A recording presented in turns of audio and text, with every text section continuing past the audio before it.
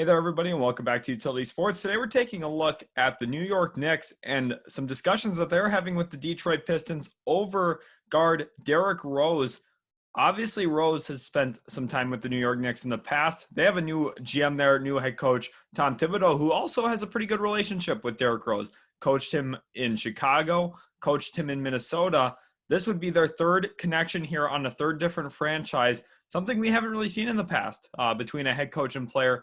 So if the New York Knicks did make a trade for Derrick Rose, that would be an interesting wrinkle here. And according to Ian Bagley, one player that has been in discussions is Frank Ntilikina. He was a former 8th overall pick for the New York Knicks. Hasn't really panned out in a lot of different ways. Obviously, some defensive versatility there that he brings. I think a change of scenery could be good for him. I don't know if Detroit's the best situation for him. They have been kind of a dumpster fire this year. I think that it is very likely the Detroit Pistons move on from Derrick Rose.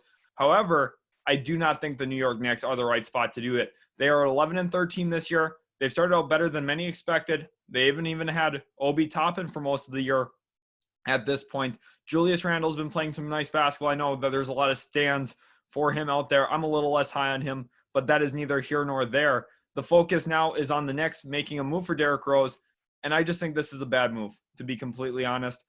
The Knicks are 11-13, like I mentioned, 6th in the Eastern Conference, but they are only a half game up from being 11th in the Eastern Conference. So yes, maybe this buy gives them a little bit of space there, but it's very possible that buying on Derrick Rose doesn't really change the trajectory of your franchise long term, and it doesn't even help you that much in the short term. It's very possible that they could pay some of their young little pieces that they have, whether that's Ntilikina, Knox, second-round picks, whatever it ends up being. You're putting stuff out the door for a guy that might not even help you really win this year, especially when you're filling a position that you have a nice young rookie that has played very well in Emmanuel Quickley this year. He's really emerged as a guy that's actually going to be probably an all-rookie team consideration at this point. I believe he's averaging about 12 points a game. His floater game has been the top in the class at this point. He's been a very nice surprise for the New York Knicks. Putting in Derrick Rose, I just don't really understand it. It makes sense with Tom Thibodeau.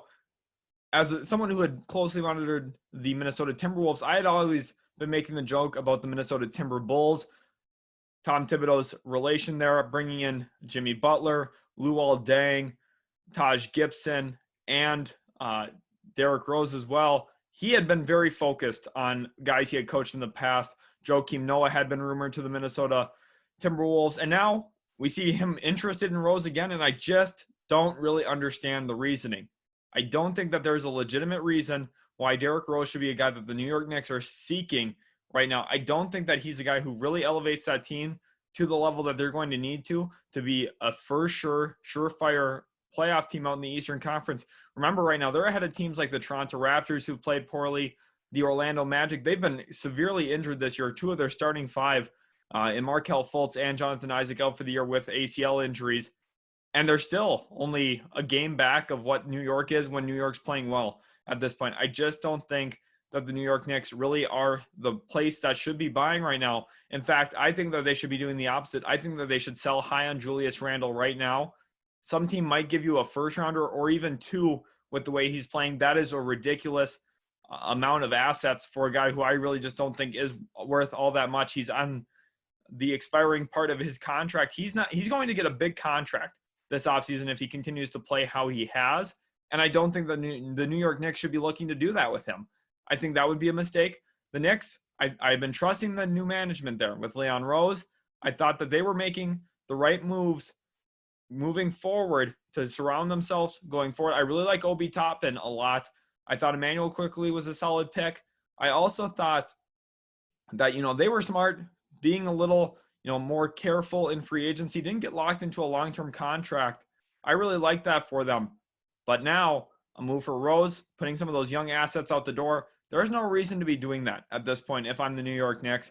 I don't think that Derrick Rose is that much of a game-changing player. I think he can have a nice little role on a team that's really, really good, like the Los Angeles Lakers, Los Angeles Clippers, even the Toronto Raptors. I could see him having a role. The Milwaukee Bucks, for example, even the Brooklyn Nets, I could see him having a nice role. But a team like the Knicks, it's not about role. They still need a star player there. Sending some assets out for Derrick Rose, I just don't think that makes any sense to me. At best, you probably end up at a 7 or 8 seed, and you put some of your young assets out the door. Not that Frank Ntilikina is a great player, but he could be valuable around the league. I think that he could have enough value to some of these more stable franchises like the Dallas Mavericks, a team that, you know, has in the past bought on players that have not played very well or up to the standards, and then tried to reclaim those guys, make them work. I think Ntilikina is going to be a player like that who has some value around the league as a reclamation project. We saw the same thing with Justin Jackson. These guys stick around when they're high draft picks. Everyone believes that they can get the best out of these guys, really help them reach their potential. And Ntilikina is going to be a guy that's going to have some of that value. Kevin Knox is going to have some of that value. And I just think this would be a mistake for the New York Knicks to swing on a Derrick Rose trade unless it is a very low offer. I think maybe Knox for Rose straight up. I would be definitely there for that. I don't think that Kevin Knox is that good of a player, but I do think he holds some value. I don't think I'm interested in giving up Ntilikina for a guy who's expiring. I just don't really see it for New York. And this kind of move makes me think that they're all in on Julius Randle being their go-to guy, which again, I just don't see it. I like Obi Toppin. I thought they drafted Obi Toppin to eventually supplant Julius Randle. It does not look like that is the case anymore. I'm just not really sure about it. Let me know in the comments what you think about a Derrick Rose trade, where you could see him going. Like I mentioned, I thought the Clippers, Lakers, Bucks, Nets are some better fits. Even the Raptors could use him off the bench, I think. Those are kind of my thoughts on Derrick Rose, where I think he's best suited to land, and the best spot for the Pistons, because maybe you could get an actual asset. I just don't know really if the Knicks should be doing this trade. Let me know in the comments, though, if you think this is a good move for the New York Knicks. And make sure you're subscribed so we can keep up to date with all of the different transactions going around the NBA. And we'll catch you guys in the very next video.